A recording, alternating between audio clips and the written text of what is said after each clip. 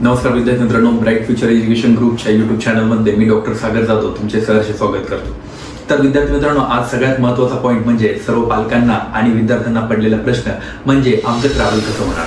म्हणजे आम्ही जर नॉर्थ कॉकेशियन स्टेट मेडिकल युनिव्हर्सिटीला जर ऍडमिशन जर घेतलं आहे तर आम्ही ट्रॅव्हल कसं करणार। सगळ्यात महत्त्वाची गोष्ट विद्यार्थी मित्रांनो, आम्ही तुमचा व्हिसा, त्यानंतर तुमचे ट्रॅव्हल तिकीट सर्व आम्ही करतो, इन्शुरन्स वगैरे सर्व ब्राईट फ्युचर टीम ही करून देत असते।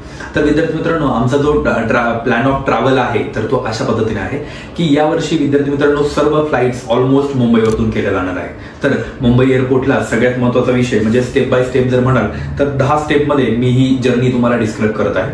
सगळ्यात महत्त्वाची गोष्ट, सगळ्यात पहिली स्टेप म्हणजे सर्व विद्यार्थ्यांना आम्ही ज्या दिवशी फ्लाईटचं तिकीट काढलेलं असेल तर 1 महिना अगोदर तुम्हाला इन्फॉर्म करू। त्यामध्ये एअरपोर्टला सर्व विद्यार्थ्यांना 5 तास अगोदर यायचं आहे। तर सगळ्यात पहिला पॉईंट आहे एअरपोर्ट मीटअप इन इंडिया। एअरपोर्टला आपण सर्व एकमेकांना भेटतो। त्यामध्ये विद्यार्थी मित्रांनो सगळ्यात महत्त्वाची गोष्ट, मुंबई एअरपोर्टवरती तुम्हाला इंटरनॅशनल टर्मिनलवरती यायचं आहे। तिथे भेटल्यानंतर सर्व विद्यार्थ्यांना त्यांचा पासपोर्ट दिला जाणार। पासपोर्टवरती व्हिसा लावलेला असणार, त्यामध्ये तुमचं इन्व्हिटेशन लेटर, त्यानंतर ऍडमिशन लेटर हे डॉक्युमेंट्स तुमच्या हातामध्ये तिथे दिले जाणार। त्यानंतर विद्यार्थी मित्रांनो तिथून आपण एअरपोर्टमध्ये एंट्री करतो। तर सगळ्यात पहिलं जे चेक इन बॅगेज म्हणजे सेकंड स्टेप आहे तर बॅगेज ड्रॉप।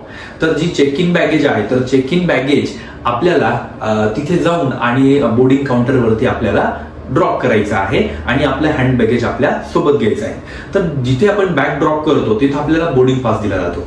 तर तो बोर्डिंग पास घेतल्यानंतर आपण जातो स्टेप नंबर 3, ती म्हणजे सिक्युरिटी चेक इन। तर सिक्युरिटी चेक इन मध्ये आपल्याला सर्वात महत्त्वाची गोष्ट जे आपलं हँड बॅगेज आहे ते चेक करायचं आहे।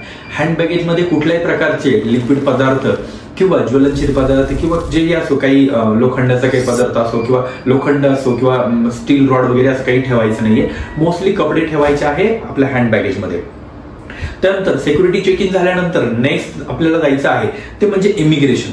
इमिग्रेशन हा सगळ्यात महत्त्वाचा विषय असतो। हे इंडियामध्येही होतं आणि रशियात पोहोचल्यानंतरही होतं।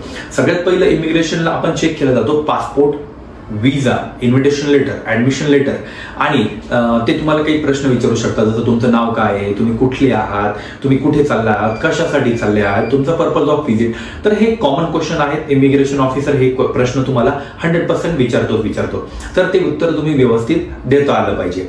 स्टुडंट व्हिसा आहे, स्टुडंटसाठी चाललो आहे, मी MBBS शिकण्यासाठी चाललो आहे, हे प्रॉपर उत्तर देता आलं पाहिजे। इमिग्रेशन झाल्यानंतर सगळ्यात महत्त्वाचा पॉईंट म्हणजे 5वा पॉईंट म्हणजे बोर्डिंग ऑन फ्लाईट। आपण जेव्हा फ्लाईटमध्ये बोर्ड करतो म्हणजे आपल्याला फ्लाईटमध्ये बसायचं आहे तर तेव्हा आपल्याला गेट नंबरवरती आपली फ्लाईट आहे तिथे जाऊन आणि आपल्याला वेट करायचा आहे फ्लाईटची अनाउन्समेंट झाल्यानंतर आपल्याला फ्लाईटमध्ये बसायचं आहे।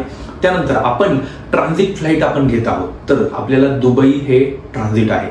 तर दुबई ट्रान्झिट असल्यामुळे आपल्याला नेक्स्ट पॉईंट येतो 6 मध्ये transit in Dubai. Transit in Dubai जर म्हणाल तर दुबईमध्ये आपल्याला ट्रान्झिट घेऊन आपल्याला 10 ते 15 तासाचा हॉल्ट असणार आहे। तर या हॉल्टमध्ये विद्यार्थ्यांनो आपल्याला बाहेर पण जाता येतं किंवा आपण मध्येही थांबू शकतो। बट आपण बाहेर जायचं की नाही ते आपण नंतर ठरवू शकतो।